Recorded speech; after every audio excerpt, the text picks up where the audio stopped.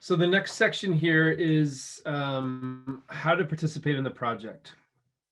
So basically what we're going to go over is how do we, from the very beginning, if you're just brand new to the project, how do you get started? And what are the nuts and bolts of everything from how to adopt a grid cell and what that means to how to fulfill on the back end and submit your data. So I'm hoping to go over all of that over the next little bit here. Part of this will be actually watching a video about how to conduct a survey. And so I'll pause at some point and so you all can view that video. Again, at the very beginning of this, I dropped this link at the top of this cell in the chat. This will take you to a page where you can find the handbook. The participant handbook is on the left here, is where you'll find all this information laid out as clearly as at least I'm able to do it. It talks about, all the materials you'll need. It has the contact information for all the project partners. It has, I think, everything you need to get started, including pretty much everything I'm going to talk about right now. So these are the three parts we're going to go through here: is how do you set up a Bumblebee watch and adopt a grid cell? And then how do you plan before conducting a survey? And then how do you actually conduct a survey, including both the Bumblebee and habitat form? And finally, how do you submit data online? Okay, so Bumblebee Watch is the first place that we start. Bumblebee Watch is a community science platform. It was launched by the Xerces Society and some Canadian partners, the Wildlife Preservation Canada, York University, the University of Ottawa, and eButterfly were our partners on that project when we launched back in 2014 or 2013. And when you go, you just need to, in the upper right-hand corner, you'll see an option to sign up in or sign up. If you don't have an account yet, you just need to register and provide your email address and establish a username. And then once you do that, you will actually develop a profile page.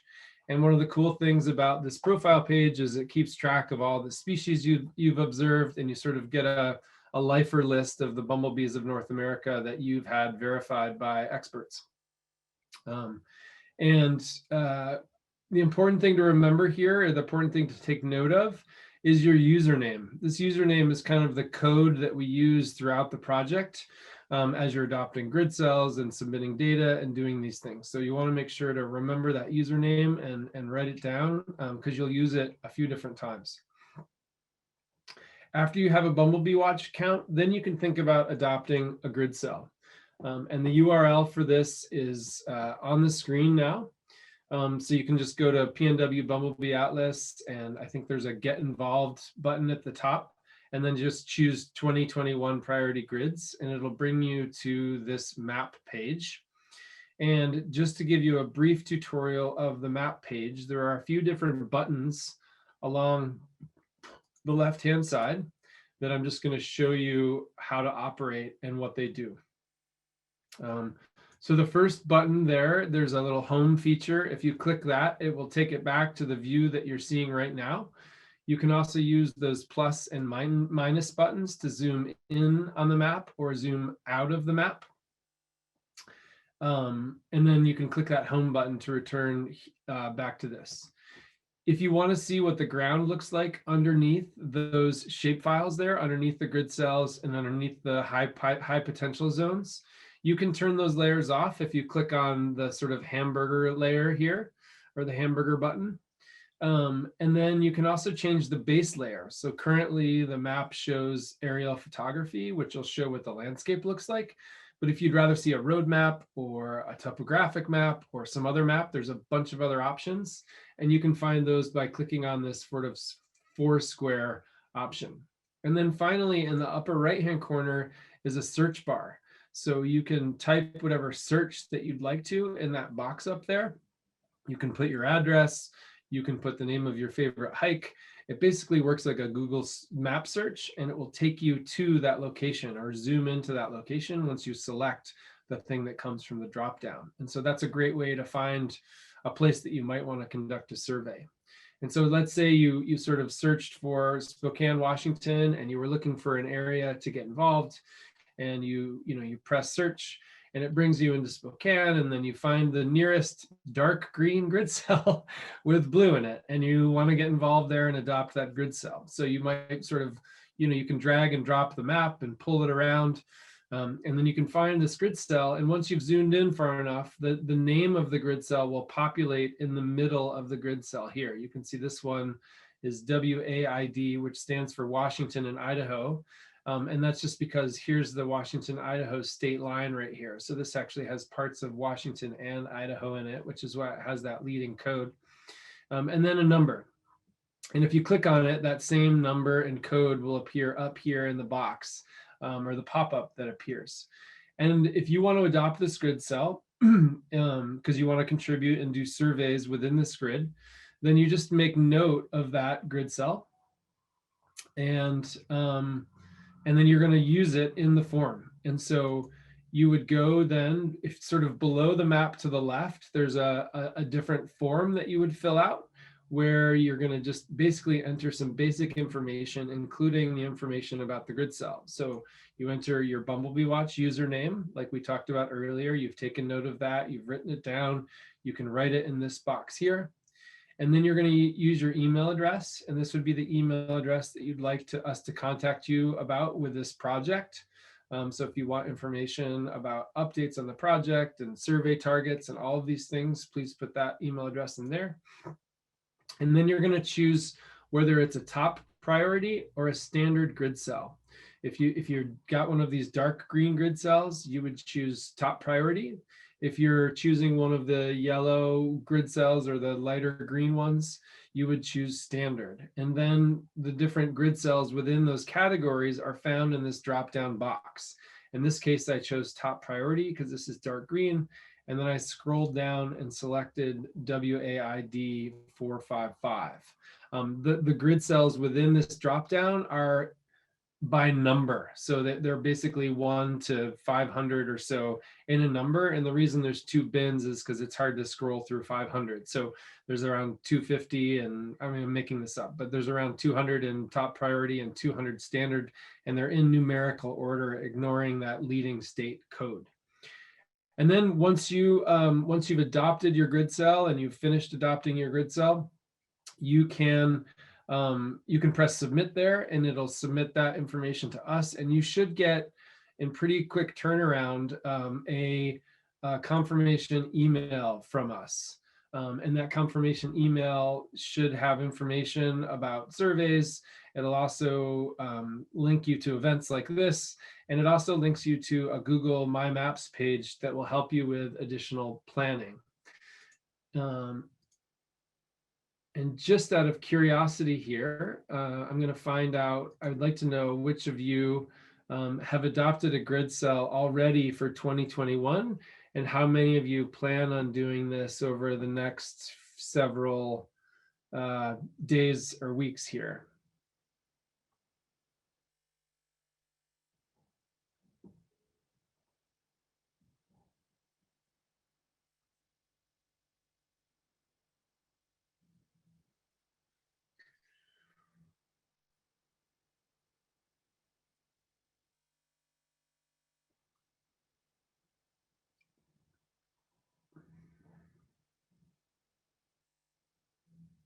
Okay, that's great. It looks like around 25 of you have already adopted a grid cell and are ready to contribute, which is awesome. It looks like another 60 of you or so are interested in doing so shortly after the workshop, potentially after you learn how to do this.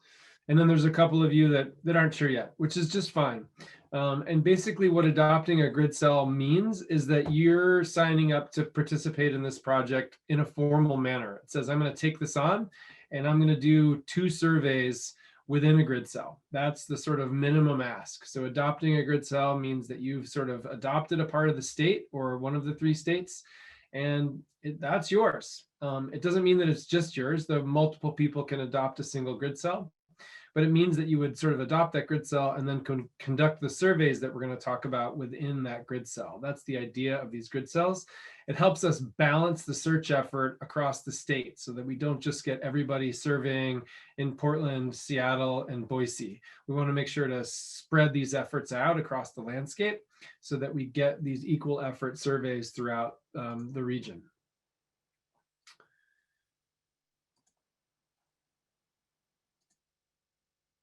Oops, sorry. It takes a minute to start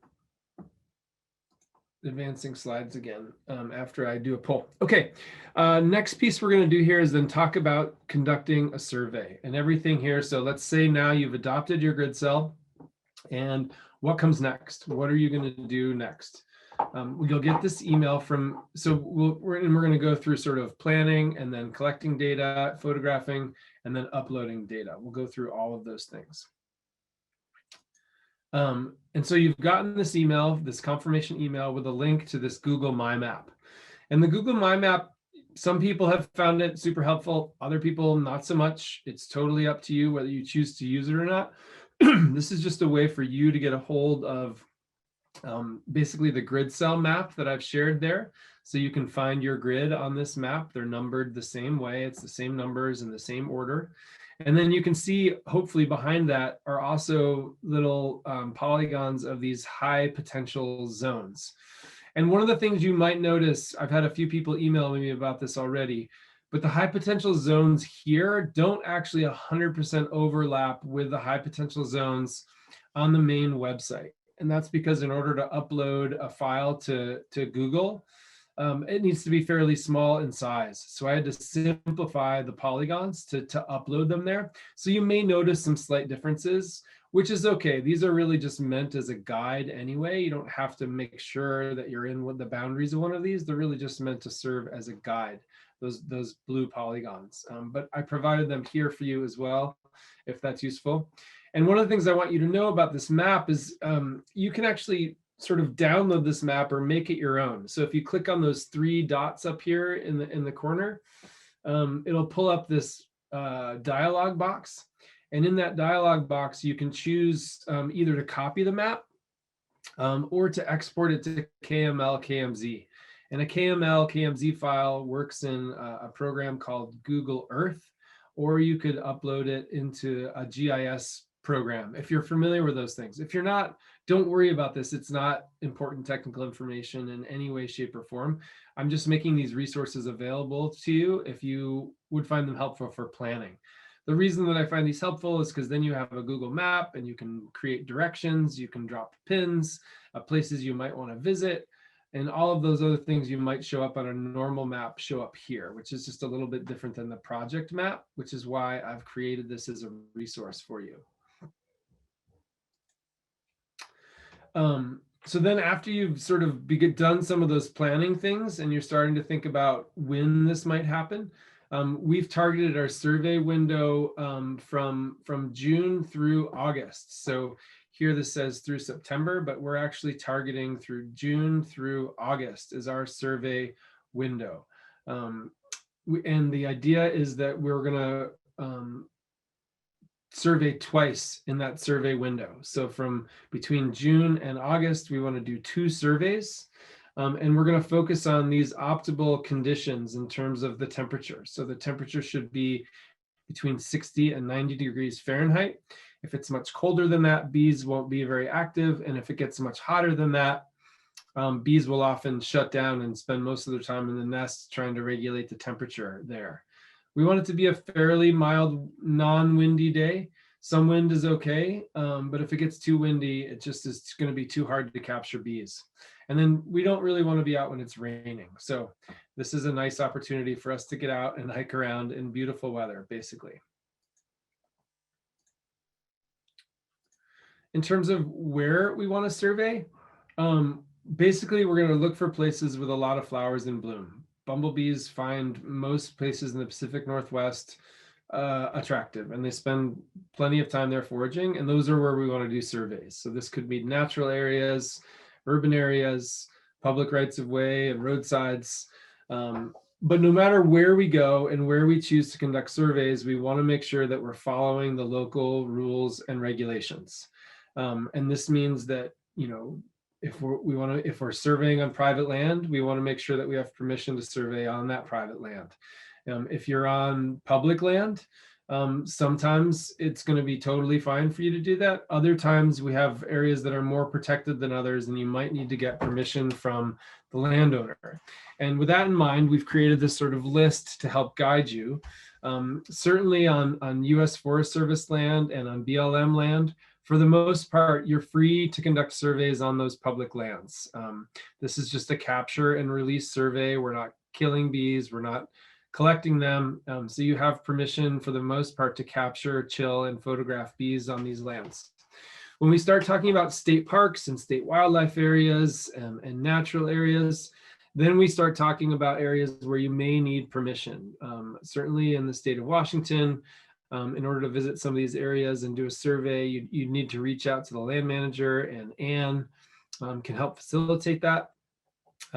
Same thing in Oregon. If you want to survey in a state park in Oregon, please feel free to reach out to me. We're in the process of getting some permits set aside for this to allow these surveys to take place, but you'll need to be on that permit, and you'll need to let me know. So if you're interested in surveying on state parklands in the state of Oregon, please reach out to me. But generally, we want to follow good practice. We're doing a survey. I think most people are going to be interested in these surveys and let you do this, but we want to make sure that we're following the local rules and regulations when you're planning locations. Materials that you'll need, you're going to want to make sure that you have your data sheets and things to write with. You want to have an insect net and vials for your bees. We use a cooler with crushed ice to chill our bees. You'll see why a little bit later. You need a camera or a smartphone. I will say that we do recommend having a dedicated camera with a macro function if it's something that you have. They take better photographs than, generally speaking, than cell phones do at close range. A timer, or again, a smartphone can work for this. Some ability to gather weather information. And I will say that this is information you can actually even gather after you get home. You can look for a local weather station and pull up the weather information from a nearby area and use that on your data form. And then having field guides is always nice, a plant field guide and a bumblebee field guide. There are also apps for this. We have recommendations on the resources page of our website for these things. And it's always good to have a paper map. And the reason I say this is, Oregon, Washington, Idaho are large and wild, and there are a lot of areas where there's not cell service. So we recommend you not 100% depend on cellular technology for your navigation purposes. It's good to have a backup. I like those Atlas and Gazetteer books. They have the right level of detail for a lot of the areas where we go. So that's sort of a basic introduction to how you might plan a survey. I'm going to talk briefly about the two different types of surveys that fulfill the requirements of this project, and then we'll watch the video about actually how to do it. So the first option is what we call a point survey, and a point survey is you find an area within your adopted grid cell or outside of your grid cell. You can conduct, even if you don't adopt a grid cell, you can still do a survey. Like if you can only do one survey, and so it doesn't make sense for you to adopt a grid cell, you can still participate in the project and still do a single survey, and it will still contribute to this project and help us understand bumblebees throughout the Pacific Northwest.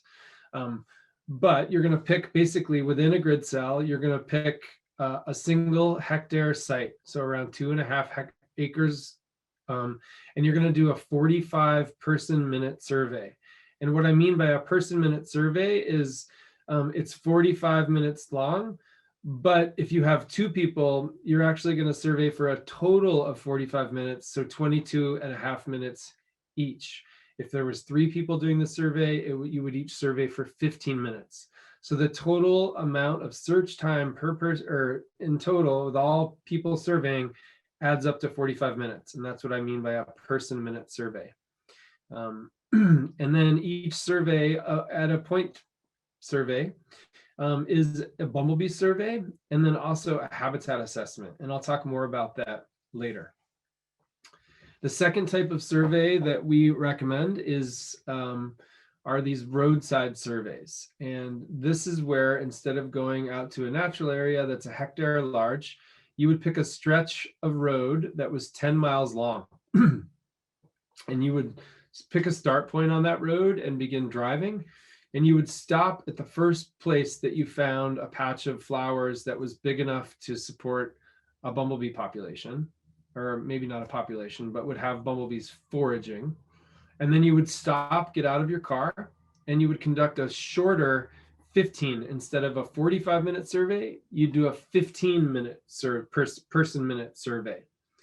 And then after you'd finish your 15 person-minute survey, you do a rapid habitat assessment, and then you would get back in your car and you would drive at least a half mile, and then you'd start looking for another patch of flowers.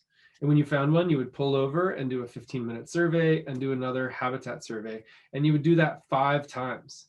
So a roadside survey consists of 5 15-minute surveys and 5 habitat surveys at each location along the way. It's important to recognize that roadside surveys can be great, particularly in like private lands, because there's this right of way along the roadside that allows you to do surveys there. But do be careful along roadsides. Wear bright colors. Make sure you're parked off the surface of the road and other people can get by you. And it's also important to recognize that sometimes roadsides are filled with non-native plants. So we don't always get the best information from roadside surveys, but they do help us find which species are living where, and they cover a fairly large geographic area. So there's a lot of benefit from doing these as well. And just to be clear, if you're going to fulfill your requirement within the grid cell that you've adopted, if you've chosen to go that route, you could do 2 point surveys, you could do 2 roadside surveys, or you could do 1 point survey and 1 roadside survey. Yeah, 1 point survey and 1 roadside survey. And you could do all of that on the same day. So you could do 1 point survey and 1 roadside survey on the same day, and that would fulfill the requirements. But probably a better way to fulfill the requirement would be to do a point survey and then return 3 weeks later and do a second point survey at the same location. You don't have to do that. Certainly, if you're traveling to go to a location, we don't expect you to travel back to that location, 3 weeks later. But if it happens to be close by, separating 2 surveys by 3 weeks is probably the best option in terms of fulfilling the obligation for the survey project. The Bumblebee data sheets you'll find in the Participant Handbook. You will also find it on the website on the resources page. And this is what it looks like. When you get to the beginning of a survey, the first thing you're going to do is fill out the top of this worksheet. And this is where you put the site name and the grid cell and the date and all of those things. It's important to mark the start time and end time and survey minutes, as we've talked about. And then a new thing for this year, if you've participated in the project in the past, this is a question that was never on the survey form before. And this is basically asking you what method that you used to survey for bumblebees. Did you capture every bumblebee that you saw? Or did you focus on catching diversity? And what I mean by this is sometimes we're doing surveys in an area where there are gobs of bumblebees, like so many bumblebees that you couldn't possibly capture all of them. And then sometimes most of those bumblebees seem to be of the same species. And so it doesn't make sense to go through and collect 300 of the same species of bee. We don't necessarily need that information because of bumblebees' unique colonial life cycle. We don't learn that much about abundance information if we get 300 versus 10. But there's a lot of what we call mimicry in bumblebees. So a lot of bumblebees look similar to each other. And unless you have a very discerning eye, it can be difficult to tell these in the field. So in that situation where you've got gobs of bumblebees and they seem to be mostly the same species, what we ask that you do is collect 10 of them. And then once you have 10, you can stop collecting bees that look like that. The evidence that we have suggests if you get 10 lookalikes, if there was 2 species or maybe even 3 species in there, you will have likely picked them up by grabbing 10 of them.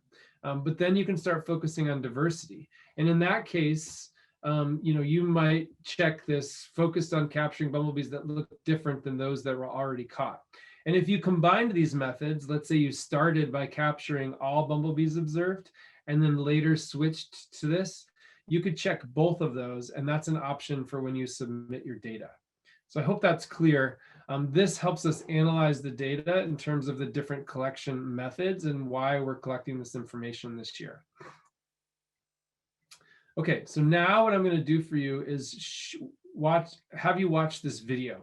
This is a video I created last year that walks you through what it means to conduct a survey, how you capture bees, how we chill the bees on ice, and how we photograph the bees. And so I'm going to play this video for you, and I'll be back sort of midstream, and we'll start talking about a habitat assessment after that.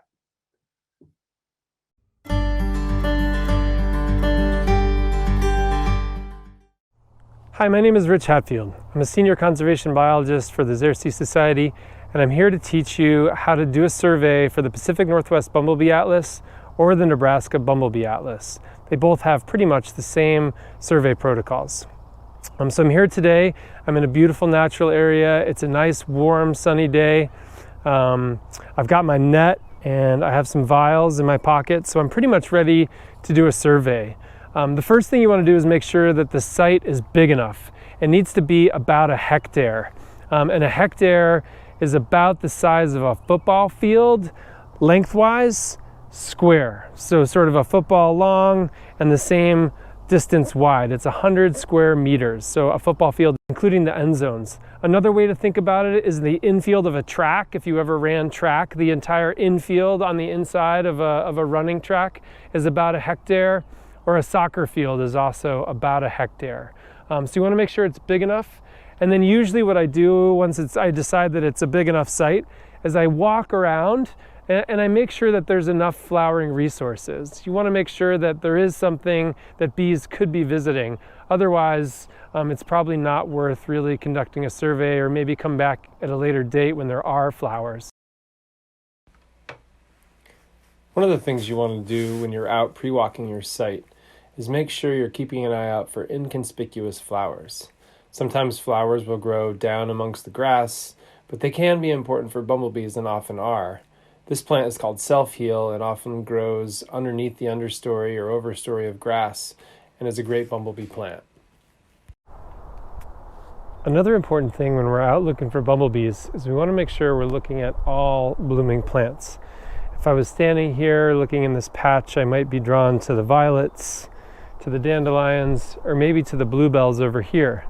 But in reality, one of the most attractive plants in this patch has green inconspicuous flowers, but bumblebees love it. This is a plant called waterleaf, and the flowers aren't quite open yet because it's still very early in the season here. But these little green guys here are going to bloom into little beautiful little flowers that hang down sort of under the understory, and they often can't be seen. But bumblebees like Bombus flavifrons and other long-tongued species really love these flowers and will visit them. So while you may not be drawn to them with your own eyes, it's really important to pay attention to what's blooming and making sure that we're spending time looking at all the flowering resources on the landscape, looking for different species of bumblebees. Other things you may want to look for as you're doing a pre-walk around your site are things that may be a potential hazard. You may want to avoid plants like poison oak or blackberry, although it is notable that both of these plants do flower and can be attractive to bumblebees. You'll also want to look out for holes or other things to avoid, like electric lines, fences, barbed wire. Just make sure you're safe while you're doing your survey. You also want to keep an eye out for property lines to make sure you're not crossing from public land onto private land. And also keep an eye out for areas that you may want to spend a couple more minutes, areas with high quality forage that you know are especially attractive to bumblebees, Or keep an eye out for blooming trees, meaning don't forget to look up. There are sometimes flowers that are above your head that can also be attractive to bumblebees. Once you've finished your pre-walk, you're ready to start your survey. Materials that you want to make sure that you have with you before you begin your survey are an insect net, jars to place your bumblebees, a cooler with crushed ice. Make sure you have a timer. And then for processing your bees, you'll need your data sheets as well as a camera. We recommend having a dedicated camera, ideally with a macro function, but in a pinch, a smartphone can work as long as you learn how to control your white balance and take high quality photos with it. I typically set up a station in the middle of my survey area, which has the cooler and the area where I'll process the bees later. And then I grab a handful of vials and head out to go conduct my survey. And when you're conducting your survey, you want to make sure it's 45 minutes long, and that's 45 person minutes. So if you're doing it with a friend, you would do it for 22 and a half minutes. And if you did it with 2 other friends, it would be for 15 minutes. You just want to have 45 total minutes of search time. The important thing also is that when you're doing a survey, you want to pause the timer while you catch a bee. So it's 45 minutes of searching, not 45 total minutes. So you want to pause the timer when you catch a bee, and while you're putting that bee into a vial, and while you're putting that vial into the cooler. That doesn't count for your search time.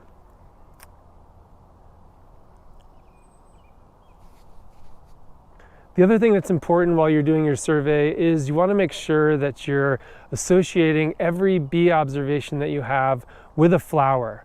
So one of the important things about the Atlas project is we want to learn what resources that bees are using. So while you're out collecting bees off of flowers, you want to make sure to record that information so that we can gather it later and use that information when we analyze the data from the project.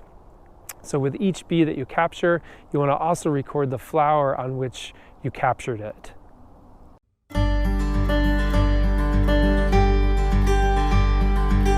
Catching a bumblebee in a net is not an easy task. It takes a lot of practice. So one of the things that we recommend is that you spend some time practicing in your backyard before you go out and actually conduct your survey. That way you'll get some competency and some confidence so that when you see a bumblebee during your survey, you'll actually be able to net it.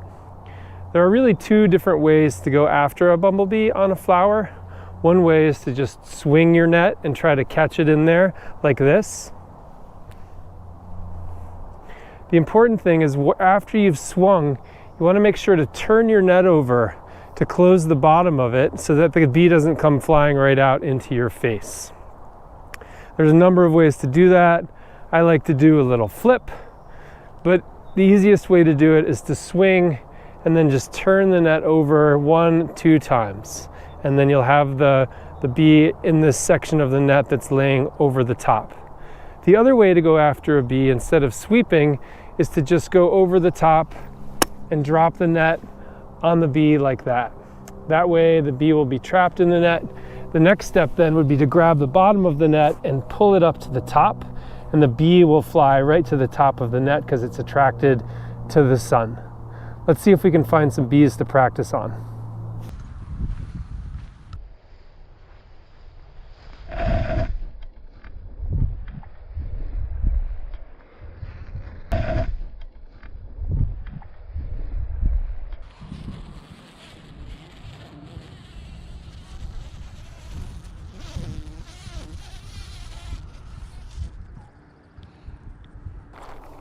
Sometimes you just have to go and follow for her a bit. She looks like she's looking for a nest, so they can be really hard to track.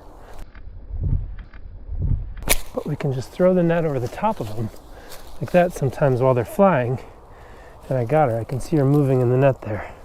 So what I do is I pull the net then up to the top and make sure she's under there. I see her right in there, and then I can put her in the vial. Okay, so now that I have a bee in the net, what I need to do is get the bee from a net into the vial. And the way I'm going to do that, she's somewhere in this folded over area. I can see her crawling around right here. And so what I want to do is make sure she gets all the way down to the bottom of the net. So what I can do is I can just take the net and just go back and forth a couple of times and then fold it over, and then I like to grab it when I know she's above my hand here. So I know that she's between my hand and the bottom of the net. And then I can take my jar, take the top off, but I want to keep that cap close by. And so then what I do is I stick the jar into the net, and it goes through my hand here, okay, so that there's no way for the bee to get out. And then what I can do is just sort of move the net around until I'm sure that I have the bee in the net. And unfortunately, my net is very dirty, so it's hard for me to see. But I can hear her. I know she's in there. And usually you'll hear that sound when you know she's in your jar. I know that she's in the jar. And now I can just use the net basically as the top of my jar. So I'm just going to reach my hand in, and again I'm going to grab that plastic vial, and I'm just pulling the top of the net over the top of the jar, so the net is still serving as the top until I get to the edge, and then I'm just going to slide it directly into and put the cap directly on, and then I can close the top and I can see the bee there in the jar. And that is how you transfer, or at least one method for transferring a bee from a net into a jar. Okay, so now I want to show you another method for getting a bee from a net into a vial. You can see the bees crawling around in the vial right here, and I'm sorry, in the net right there, and I want to get her into the vial. So one thing is a good thing to do. Some people just aren't comfortable holding the net while they do this, so they like to put it on the ground. But you can see if I hold the net straight up, the bee will fly all the way to the top of the net, okay? And then I can move forward. So some people just like to set it on the ground and then use the ground sort of as the cap, and then stick the vial into the net. And then again, same principle. You can pin the bee against the net as the top, and then you can stick your other hand in there and just put the cap on, and then you'll have the bee in the jar. Simple as that. And then what we want to do is we want to take the bee once it's in a vial, and we're going to put it into the ice pack. And it's ideal to stick it as far into the ice as we can, so that the ice is completely surrounding the bee, and then it'll chill very quickly so that we can take the photographs that we need to take.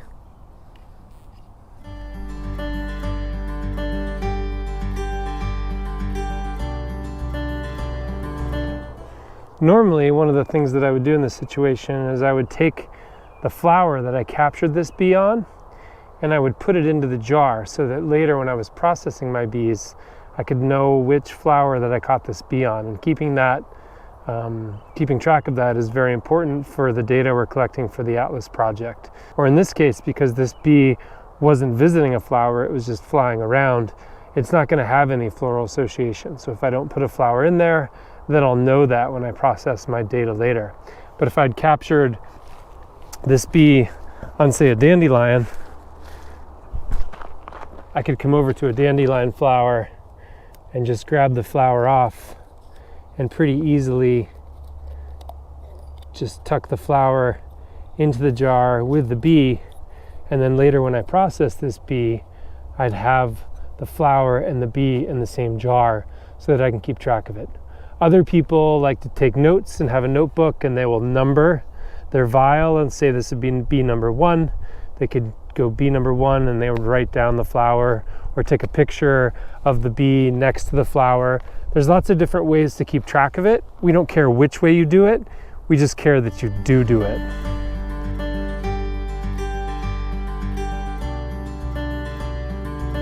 So when I finish my survey, I like to get a station set up to take my photographs. I want to make sure that I have everything I have and everything I need before I get started, because when I take the bees out of the cooler, they're going to start warming up, and I want to make sure that I have everything. So I want to make sure that I have my data sheet and a pencil that has lead in it. So I want to make sure I can take my notes. And I want to make sure that I have my camera. The other thing I like to do is make sure that my camera is set so the pictures I'm going to take are appropriate for the lighting conditions. So I usually will take a cap of a vial or something like that and make sure that I have my camera in the right settings before I get started, so I don't have to wait while the bee is warming up. So I get it in my macro setting and make sure that the pictures that I take look good. So here I am, I'm going to take a picture, and that looks pretty good. You can see here it looks pretty good. I could probably add a little bit of light. It's a little bit dark, so I may change the white balance a little bit, but for the most part it looks pretty good. So once I'm ready and I've got the information that I need, I can start processing my bees. But first I want to make sure I've filled out the top of my data sheet. So I have my site name and my grid cell ID in here, along with the date and the survey method, my weather information, and the surveyors and the survey time. All of that's entered in on the data sheet, and I can get ready to enter the bees. Now each line on your data sheet here is going to represent a vial. So each bee that you captured gets its own line. So you're going to enter what bumblebee species that you think it is, its host plant, and then the photo numbers that you need, that you took of that bee. I'm going to move and process my bees in the direct sunlight here because it often will take a different picture, or a better picture, if you have direct sunlight. Sometimes it's too bright. You just have to take a look at the pictures that come out of your camera and adjust your settings and your location appropriately. And I can't stress this enough. I get way too many photos that people took that are out of focus, or are too bright, or are too dark. And if someone goes through all of this trouble of collecting bees, puts bees in jars and bees in the jars in a cooler, and then takes pictures that doesn't allow me to identify them, a lot of that effort has been wasted. So taking pictures is really the most important thing that you can do. And I want you to make sure to get your settings right and take the time you need to get the best pictures that you can. So I'm ready, my station's all set up, I have everything I need. I can grab my first bee out of the cooler. And once you take a bee out of the cooler, you'll know she's ready to be processed if you can kind of shake the jar back and forth, and she moves pretty freely in there. That's when you know she's ready to be processed. And so usually what I do is I'll just dump her out onto some surface, and if you have white, that's great, it works really well. Other colors can work too. Darker colors, just something that's flat and neutral usually helps pretty well. So one of the things that we can do when we look at our bee, remember there's a lot of different photos that I need. I need to be able to see the picture of the face. I need to be able to see a picture of the thorax. And I need to be able to see a picture of the abdomen, including all of the segments back there. And for yellow-faced, yellow-striped bees, I need to see a picture of the underside of the abdomen. That allows me to tell the differences between some very close look-alike species.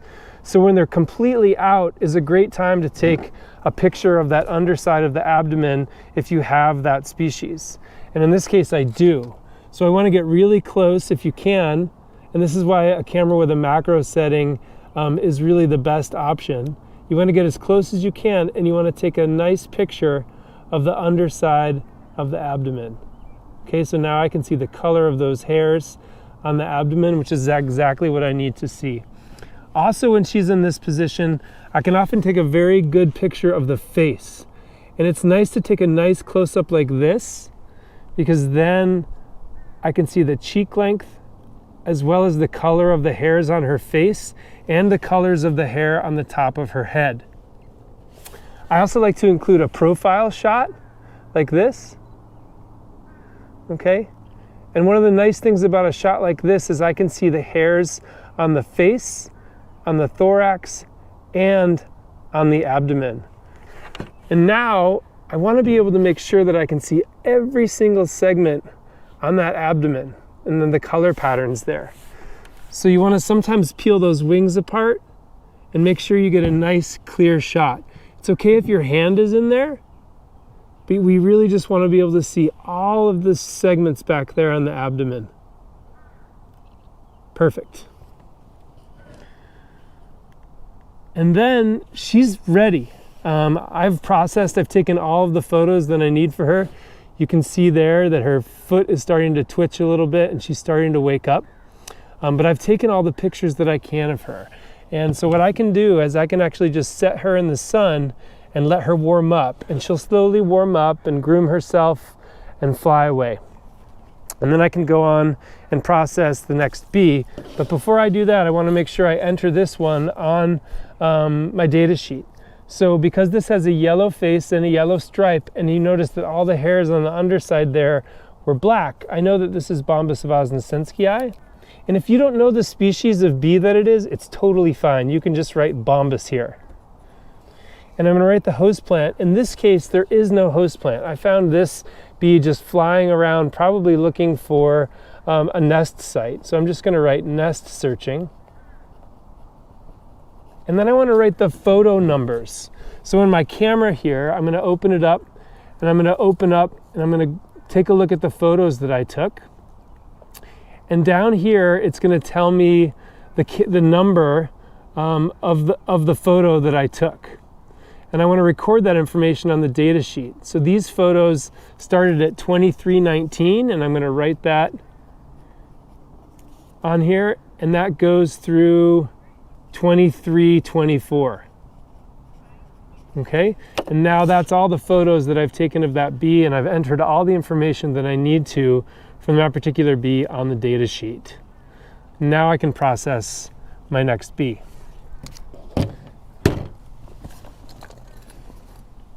Again, I can shake the bee in the jar, and if she moves around freely, I know that she's ready to be processed. I can dump her out onto the table. And again, this is not a yellow-faced, yellow-striped bee, so I don't need a picture of the underside of the abdomen. I just need a picture that shows the face, head, thorax, and abdomen. And I can get a lot of that from a single shot with this bee, the way that she's set up. I can get a nice profile shot. And there I can see pretty much everything I need to from a single photo. I'm going to roll her over on her back to make sure that I get a photo of the cheek length and of the face. Sometimes the antennae get in the way there, so you want to make sure, if you can, to get the photo that you need. Okay, so there, really with just two pictures I can get everything that I need. But there, in this case, I can also get a nice shot there that'll show me every segment of the abdomen. And this species here is Bombus Mixtus. It's got brown hairs at the very back of its abdomen, that little crescent on T2 there. And you can see it's got cloudy hairs on its thorax. So a mix of yellow and black hairs and a nice short cheek. So I'm done processing that bee, and I can put her in the sun as well. So now I can write this one as Bombus Mixtus. She was also nest searching.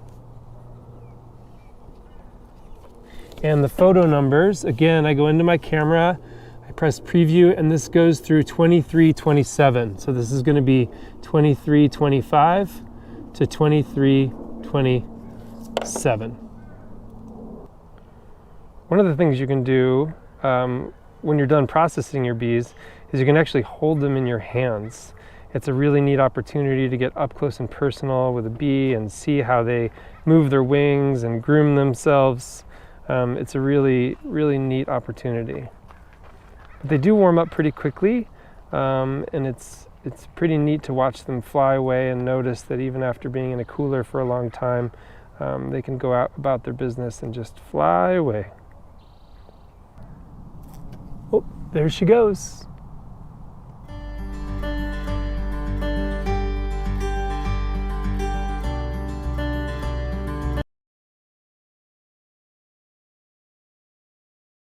So after you're done with conducting your bumblebee survey, you're going to do what's called a rapid habitat survey. And we're hoping these rapid habitat surveys will take you around 5 to 20 minutes or so. They shouldn't be totally exhaustive.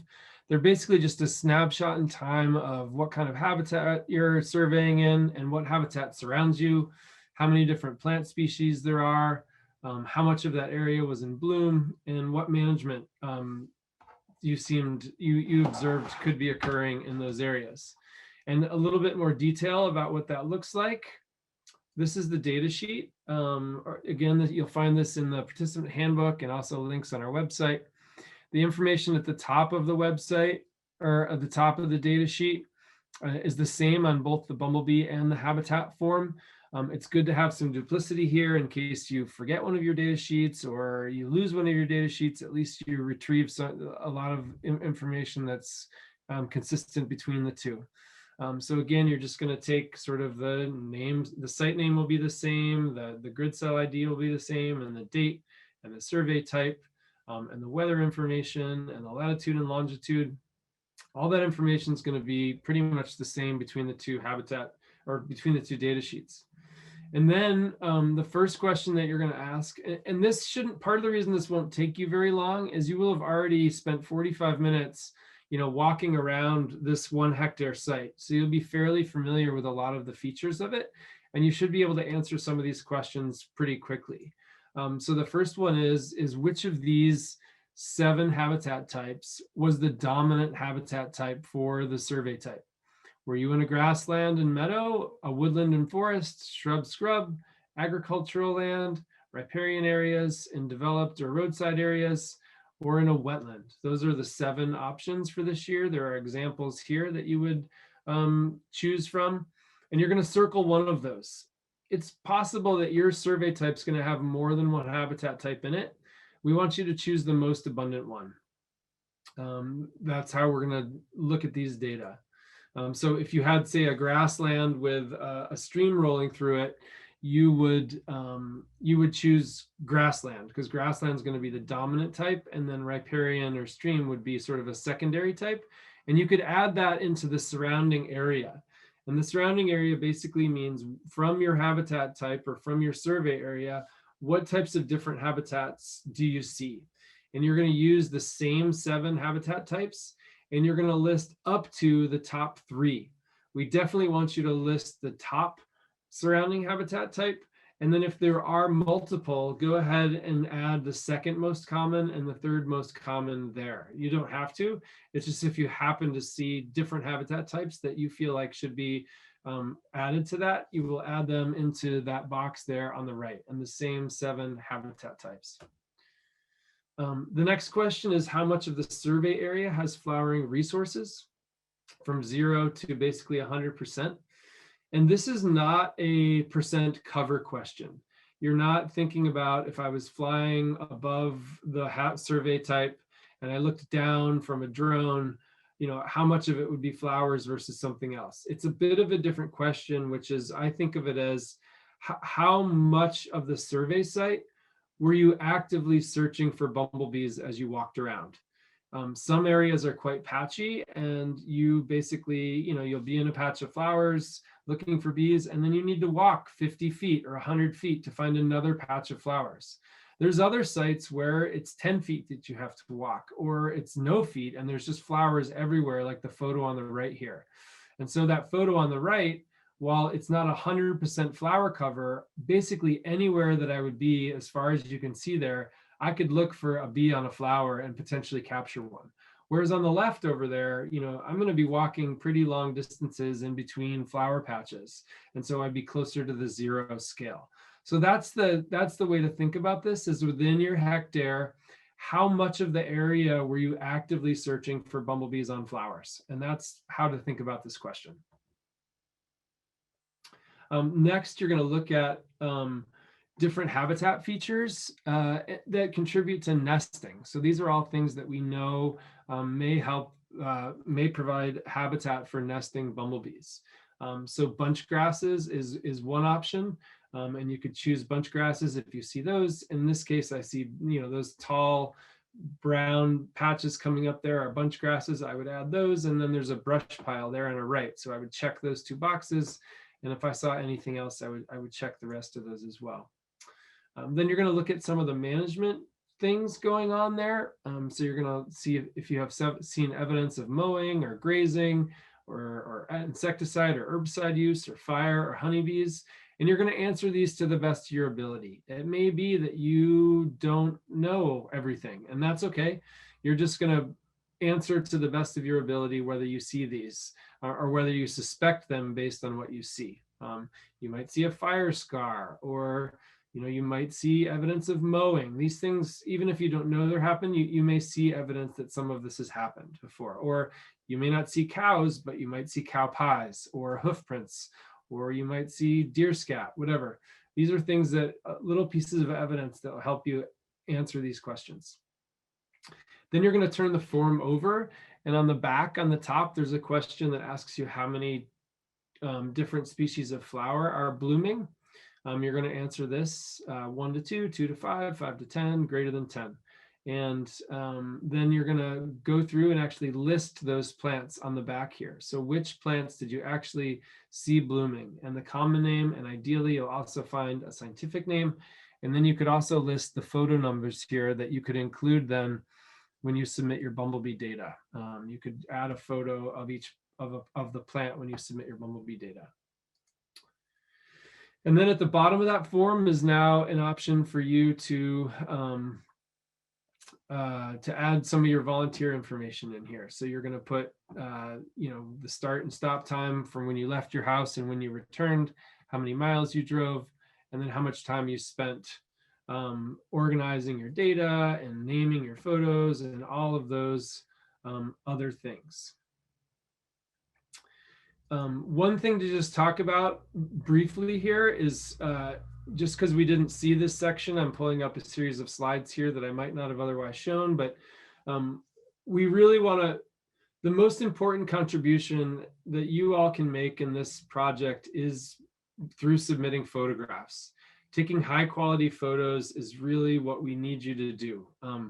We have Bumblebee taxonomists and experts that can identify bees from photos.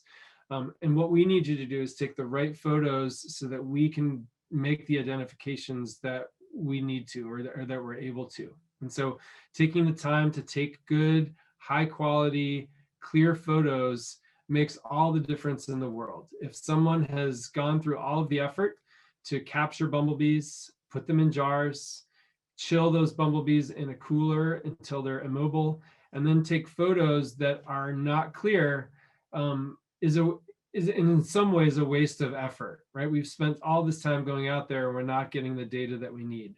So taking that extra time to take the clear photos makes all the difference in the world. And so just taking, it doesn't mean that you have to be a professional photographer by any stretch of the imagination. These do not need to be beautiful photographs. They just need to be clear. And so taking a few extra minutes to learn how to use your cell phone camera, if you're using your cell phone, which means how to use tap focus, how to change the white balance by dragging up and down. These features are available on your smartphone, and just learning how to use them a little bit can make a huge difference in terms of outcomes. But the photos that we need of bees, we need to see the head, including the front of the face and the top of the head. Sometimes the vertex versus the face will have different colors. We need to see the patterns on the thorax. So we need to see sort of in front of the wings, between the wings, and behind the wings, as well as below the wings. What's happening below the wings can be very meaningful. And then on top of that, we need to see all of the a photo that shows the color patterns on all of the abdominal segments for the bee. And we'll talk a little bit more about bumblebee anatomy in the next section here. But just know that these are the photos that we need to see. And again, just some examples of sort of some clear photos and some not so clear photos.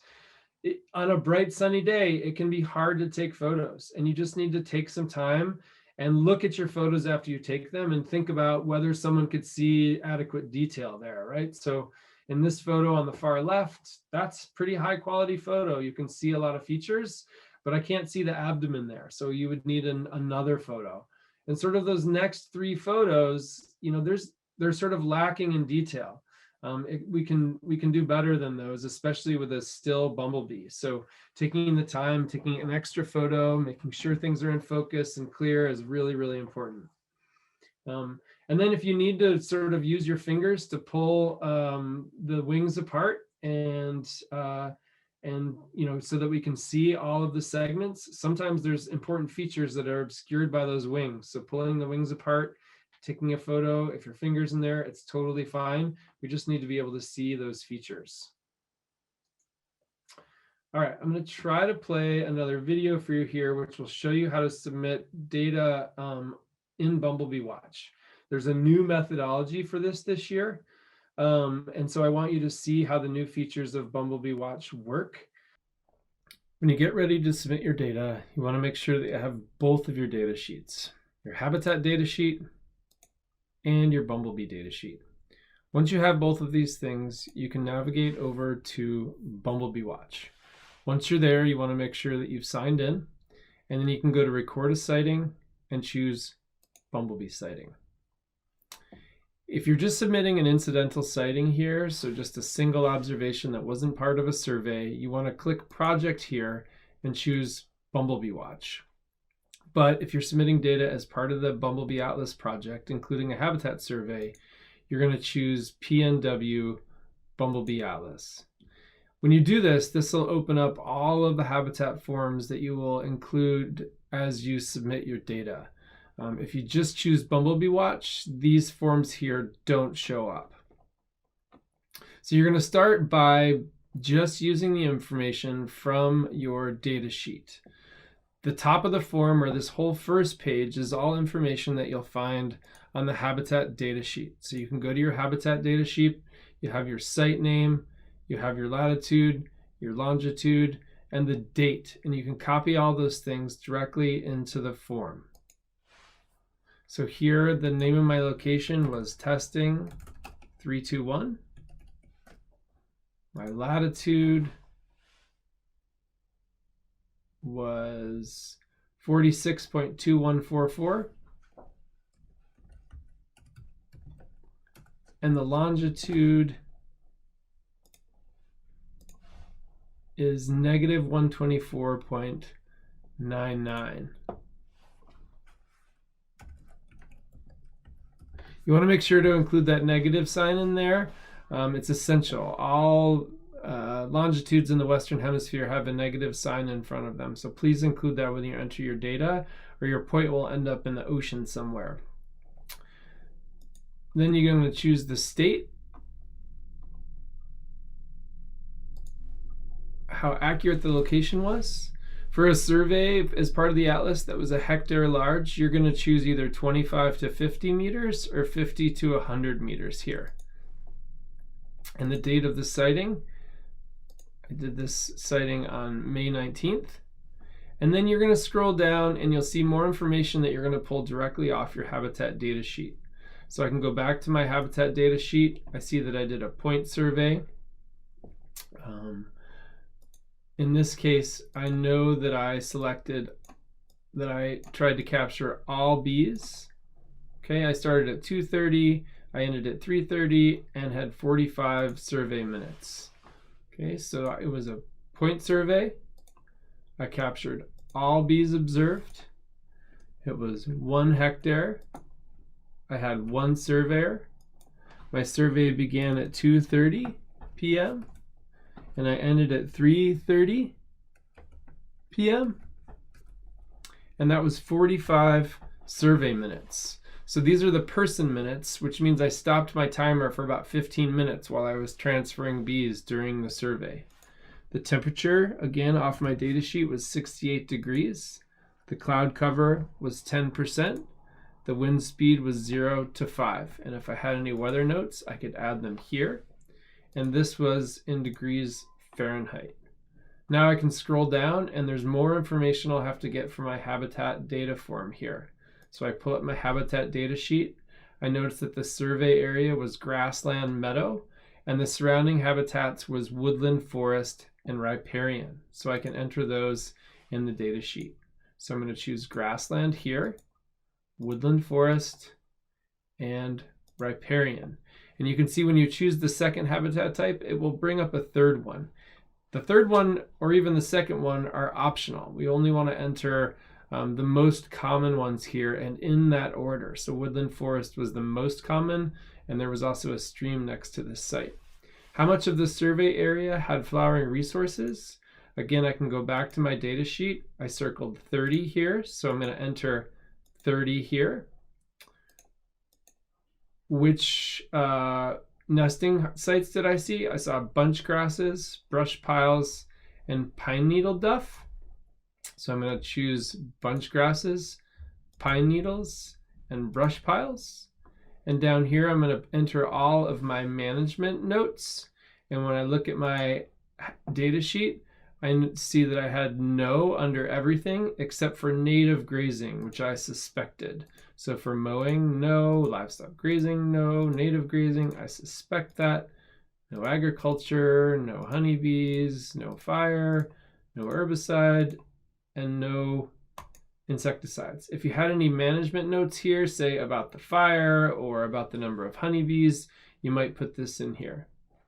Now I'm going to go back to my data sheet, and it says that I saw 1 to 2 species of flower in bloom, and this was the species that I found. So I'm going to say that I saw 1 to 2 species here. I'm going to say lupin, and I'm going to type in the specific name here. In this case, this was not a volunteer effort for me because I work for the Xerces Societies, but for you, you would choose yes here, and then you could enter the time that you spent surveying, including your drive time, as well as the number of miles that you drove. So all this information is getting collected in Bumblebee Watch now. And then also, if you used our online resources for training purposes, you would enter yes here, and that would allow you to enter all of these data. In this case, I'm going to choose no in both of these cases because it is a no. And then I'm going to proceed and hit next, and it will take me to the next site. And now this is where I'm going to enter the bumblebees that I observed in my survey. And so again, I'm going to go back to my data sheet, but this time I'm going to go to the Bumblebee data sheet. And you can see that I've entered all of the survey information, and I've already entered that in. But you can see that I have one bee to enter here, which is Bombus centralis. It was on Lupinus lepidus. And here's the photo numbers of the bee and the flower. So in this case, I'm going to go back, and I want to open up the folder with the right pictures in it. So here's 2020, 2021, and 2024. And I can just drag all of those in here, and it will automatically enter them into or upload them into the database.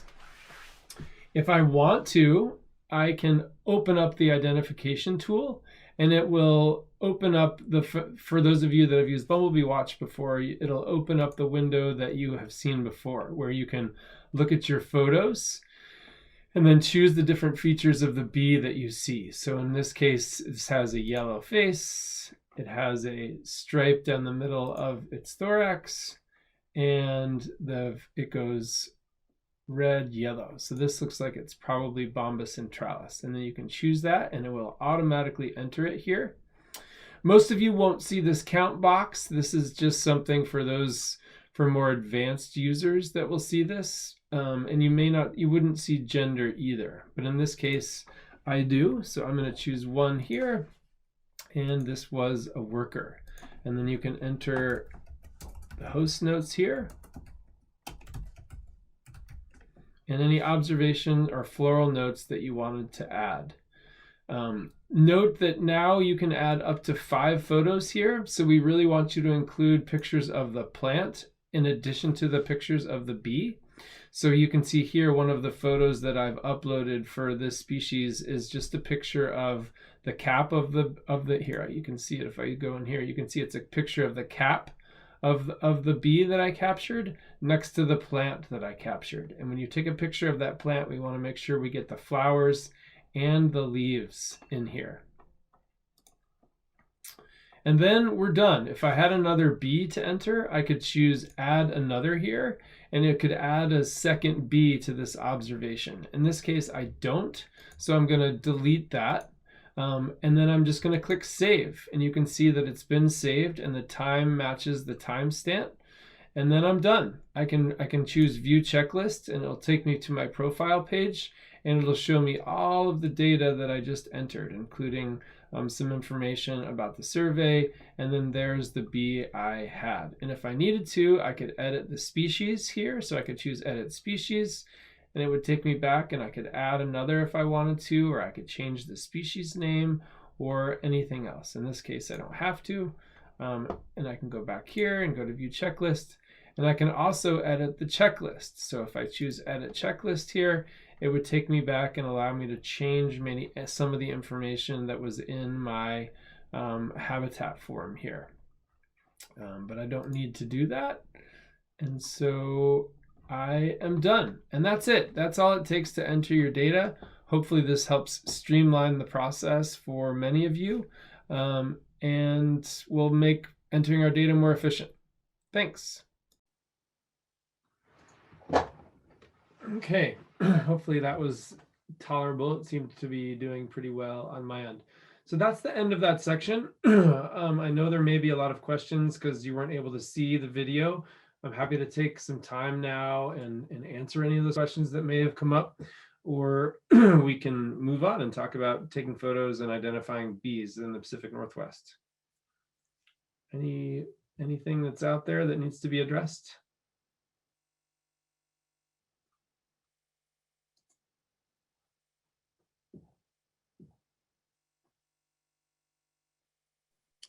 I think we're pretty good, Rich.